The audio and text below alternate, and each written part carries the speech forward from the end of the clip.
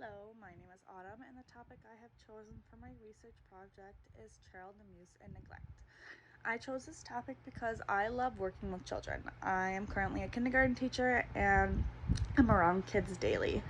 And one thing that I have to do before we work with children is we have to take training courses of when to spot signs of child abuse and neglect, which brings me to the article I have chosen for this presentation. The article name was Child Abuse Reporting, Teachers' Perceived Deterrence, Child Abuse and Neglect, Volume 25, Issue 1, by Maureen C. Kenny. And she states that 73% of teachers reported that they had never made a report of child abuse, while those who have made reports made an average of only one report. Only 11% of teachers reported that there were instances in which they believed abuse may have been occurred but failed to report it. The training we go through consists of watching a video and maybe answering some questions about it, never getting the real experience that one must go through to fully understand what abuse is and what the child is going through based off of the different bruises and their responses to the questions of how they got them.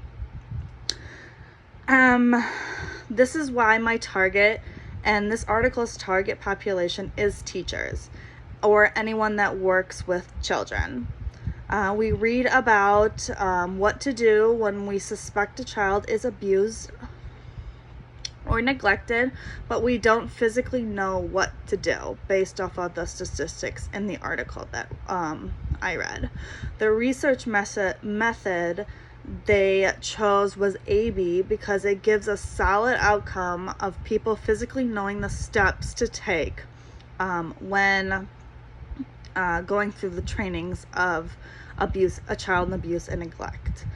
The sample strategy I would use given the article would be select random, only targeting employees that work with children, and ask if a child was abused or neglected, what steps would they take to get that child to safety as fast as you can.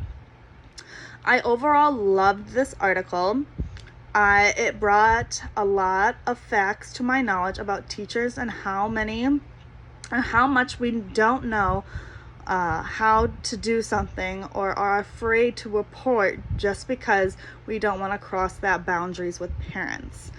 I highly recommend this article to anyone that wants to know more information about the statistics of teacher reporting on child abuse and neglect. For my research project, I would love to have teachers do more training on child abuse and neglect, and more role play training where you are given a scenario.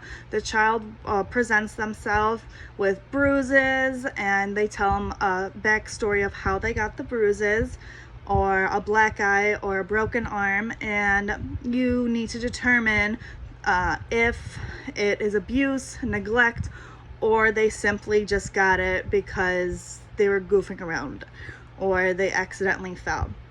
I think this way would be a lot more knowledgeable for teachers to know the difference between abuse and neglect and regular bruising, and it would give us a better understanding of when to report abuse that we may have seen.